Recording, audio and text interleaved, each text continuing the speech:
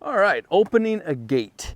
There's lots of different ways to open a gate. You can push a gate, you can pull a gate towards you, you can push it away from you, you can put your horse's butt towards the hinges, your horse's butt towards the latch.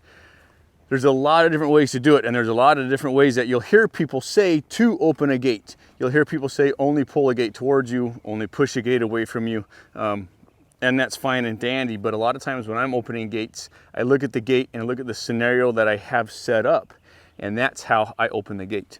On young horses, a lot of times I'll actually bring the gate towards me because I can use the pressure of that gate moving towards me to help put a little bit of motivation in my horse's feet to move away from the gate.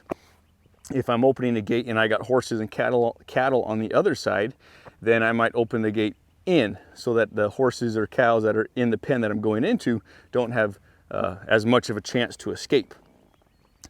Generally, I will put my horse's hips towards the hinges of a gate. So this gate here, the latch is in the corner and the hinges are over here. So if I were to put my horse's hips towards the hinges, then there wouldn't be much room for his head to go into the corner. So on this particular gate, going out of this arena, I put my hips towards the latch and I put his nose towards the hinges. So it just kind of depends on the scenario.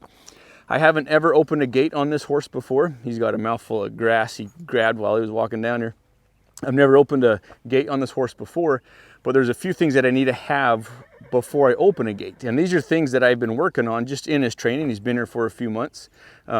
So I've been working on hips just in everyday riding. I've been working on hips for lead changes, picking up leads. I've been working on moving the shoulders for straightness and for balance and all of that stuff. So I have the ingredients set up to open the gate. So what I'm gonna do is I'm just gonna walk up here facing the hinges and I'm gonna stop. And I'm gonna stop with my knee right in line with the latch.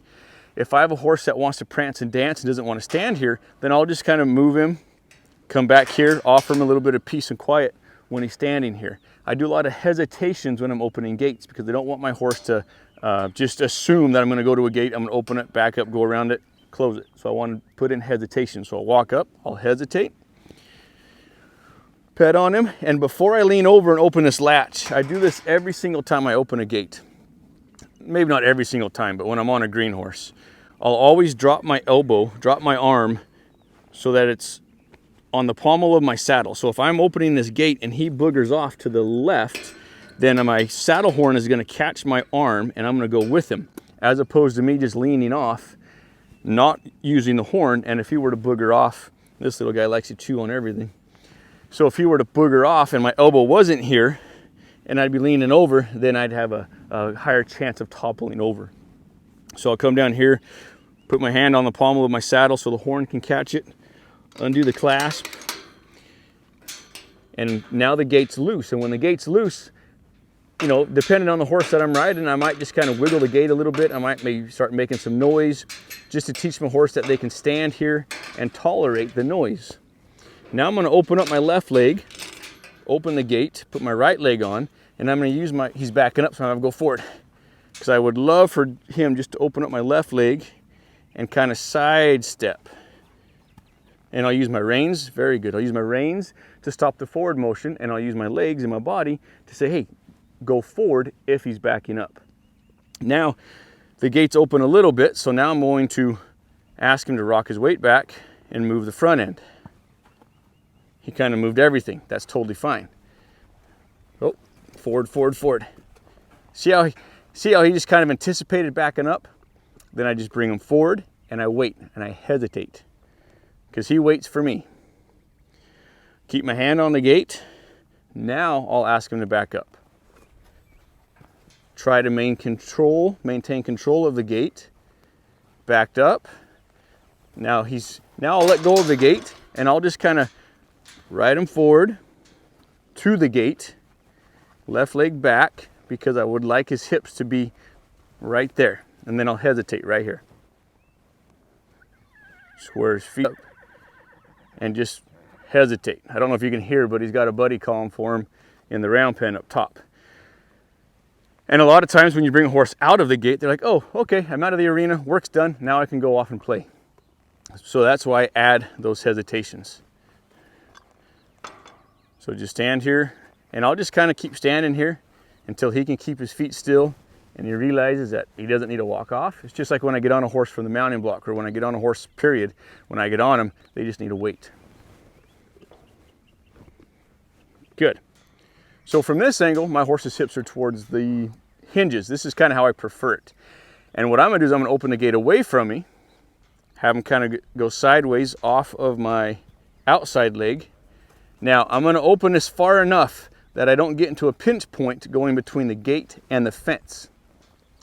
This gate has a little latch right there, little stub sticking out. It's a one-handed, go for it. It's a little one-handed gate opener, has a little clasp on the front. So what I'm gonna do is I'm gonna ride far enough in front of that clasp that if the horse were to booger off on me or step somewhere fast, I'm not gonna get that caught under my leg or in a cinch or something like that. So hesitate, and then I'm gonna ride forward. I'm gonna ride past this, past the end of the gate. I'm gonna stop. I'm gonna ask him to move his hips to my left, best I can. Now I'm gonna start closing the gate. Reins control the forward, and then I'm gonna stop. So that wasn't perfect, but that was his first time opening the gate, and I don't have to have very many ingredients working for me in order to open a gate. I just need a little bit of forequarter, a little bit of hindquarter, and the horse has to understand backing up off the reins and coming forward off of your seat. And then once that gate's shut, then I will stand here and allow him to have that peace. So now I'll do it one more time. And one thing that I'll also do on a setup like this is, say my horse is kind of leery of the gate, and say he won't get very close to it. Well, I'll just kind of walk by it, and then I'll get real quiet by the gate, and then I'll walk by it again. And every time I walk by it, I'll get a little bit closer and a little bit closer.